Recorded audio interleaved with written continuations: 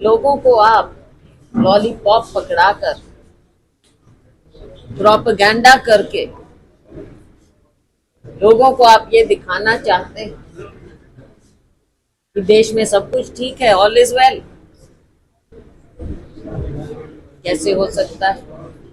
अभी रिपोर्ट हमने तो मीडिया के माध्यम से देखा कि 40% संपत्ति देश की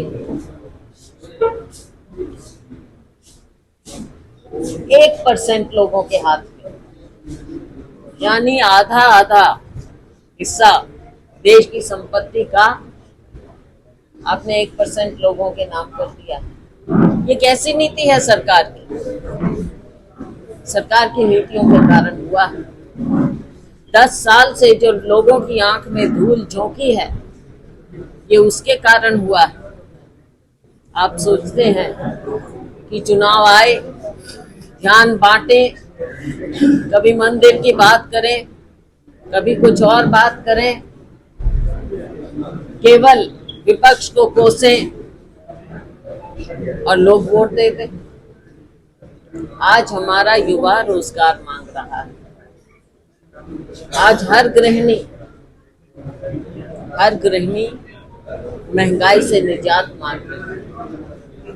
और केवल गृहिणी की, आप बताइए कि जो भी कमाई करता है, चाहे उसका अपना छोटा मोटा रोजगार, चाहे वो नौकरी करता हो, चाहे मिडिल क्लास हो, और मैं समझती हूँ कि तकरीबन सब मिडिल क्लास के लोग यहाँ पर।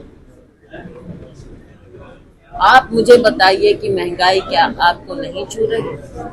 जिसकी सैलरी फिक्स हो, जिसकी इनकम फिक्स हो और महंगाई बढ़ती जाए, घर के खर्चे, बच्चों की पढ़ाई की फीस, EMI कहाँ से भरेंगे? घर के खर्चे कहाँ से चलेंगे? तो साथियों, हमारे नेता राहुल गांधी जी ने इन सभी बातों पर ध्यान आकृष्ट करने के लिए देश में यात्रा की। 10,000 किलोमीटर, 3,500 किलोमीटर पैदल, और उसके बाद 6,500 किलोमीटर बस यात्रा और पैदल लोगों के बीच में गए। हर वर्ग से उन्होंने बातचीत की। मुझे बताइए, माननीय प्रधानमंत्री जी ने किसी से कभी बातचीत की? कभी मीडिया को एड्रेस किया?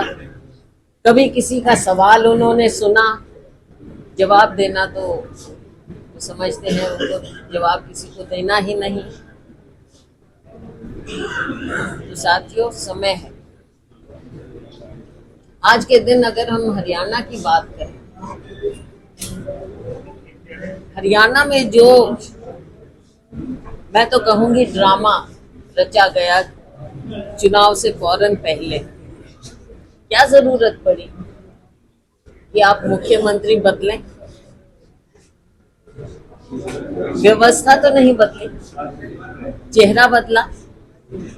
लेकिन अब तो लोगों को लगता है कि चेहरा भी वही, व्यवस्था नहीं बदली है।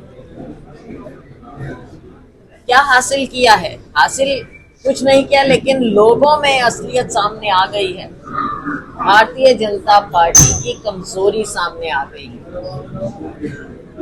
कमजोरी जरूर लोगों को नजर आने लगी है कि क्या कारण है। पांव हिल गए थे, नींव हिल गई थी, जमीन पांव के नीचे से निकल रही थी। तो चलो लोगों के सामने एक दिखा दें कि हम बदल रहे, बदलाव ला रहे। क्या बदलाव आया?